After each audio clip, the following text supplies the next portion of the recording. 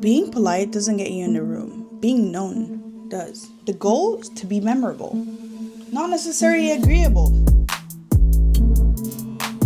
Hello friends and welcome back to my channel. Today this video is about how to use LinkedIn like a pimp. A lot of people sit there and be like, oh, it's not where I can find jobs. It's not where I can really market myself. But actually, you're wrong. And when I say pimp, I don't mean pimp. I mean P.I.M.P. So first things first, let me break down the acronym so nobody can come and attack me. And let's start with the P. So for P, I'm talking about position.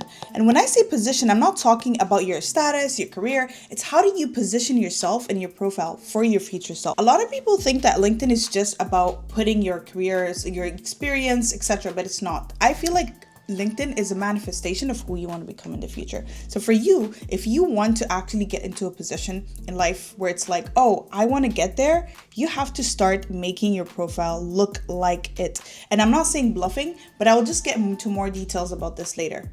But first, your bio. You have to tailor that. Your headlines, you have to tailor it. Your profile picture, your banner, everything has to be your personality. It needs to be a reflection of who you truly are and what you want to become. If you're not there yet, act like it. Your profile should be literally a magnet of where you're headed, and you are the person who can actually bring that together. Next thing is the I, which is influence. I just think that a lot of people don't use LinkedIn like they use other social media platforms, especially, like we live in a world where getting jobs is so hard, but people think that LinkedIn is just supposed to be like a static resume. It's not. You have to comment, you have to engage, just like the other platforms like TikTok or Instagram.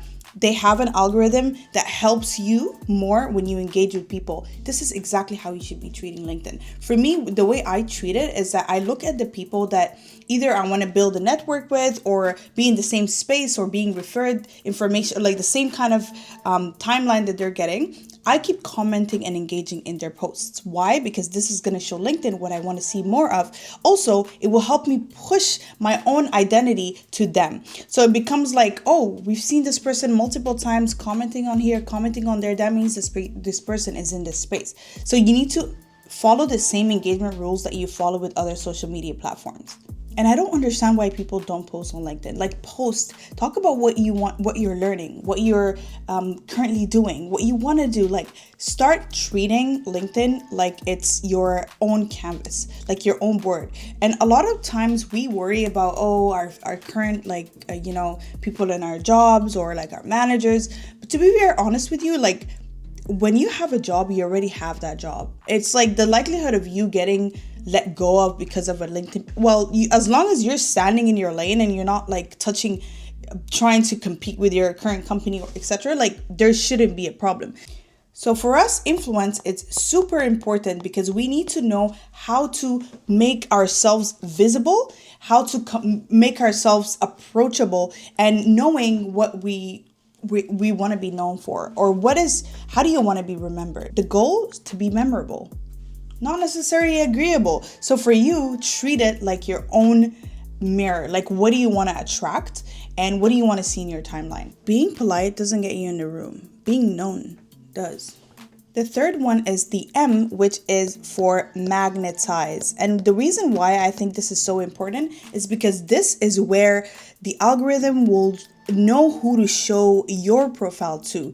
So that means tagging people that you want to be known around or talk about the things. For example, for me, I know I was in a certain field. I wanted to switch a little bit into like artificial intelligence and knowing how to build a business around it. So I started to change my profile based on that and make posts about it and then tag people who are known in that field. So for me, now I get recommended them. Like I start to get followers from people who are already in that industry. I start to get posts on what is happening in that industry. Sometimes it does get overwhelming, but in reality, the way I think about LinkedIn is that if you miss like what's happening, you miss what's happening. There's no way around it. Like you can't come back and say, oh, let me just figure out like the saved collections. There's no such thing as saved collections. If you look at other platforms like Instagram and TikTok, they allow you to save into collections. So for me, I struggle with that on LinkedIn because I'm just like, oh, how do I really save something into one collection that I can come back to? All the jobs I want to apply to, obviously jobs you can save them, but sometimes hiring manager make it as a post on their LinkedIn. How do you address that? Well, the way I do that is I have a friend or like a colleague that I associate certain kind of posts with. And that's when I send them these kind of posts. So for example, if it's an article that I can't read right now, I'm just scrolling on LinkedIn, I have that one friend that I send all AI related articles or updates, and then I come back to them. But that also helps that person to know that I'm interested in this heavily. So whatever comes on their timeline will be sent to you as well. Like they would either send it to you, or sometimes you would get recommended the same information. So I think it's very important for us to understand that at the end of the day, there's real human behind these platforms, but there's a heavy AI algorithm that's working, which you are the one who's capable of telling it what to do and what to show you. Last but not least, it is play. And I think this is one of my favorite because I feel like a lot of people are too serious on LinkedIn, but the weirder I got and the more I showed my vibe, the more I actually attracted what I wanted to attract. And for me, what I wanted to attract is opportunities, people who are doing similar research or similar, working on similar businesses. I can't even emphasize this enough. LinkedIn is not just your CV. It is the best opportunity for you to show who you really are, what your passions are, and it just reflects you as a person. So for example, a lot of us think that we can't really follow our, some professional people on Instagram or TikTok because we tend to have different personas, and I'm one of them too.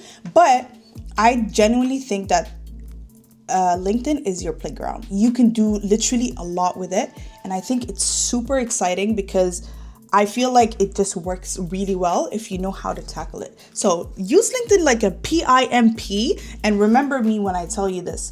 A lot of us will get opportunities that we would have never imagined. Like I know people who got PhD fully funded researches based on them commenting on a professor's post, or also people raising funds on they're starting an idea, they start talking about it, and then start commenting on investors' posts. Investors, now you're visible to them. They see you, they see your idea, they invest in you. So use LinkedIn like a P.I.M.P. and I'll see you on my next video.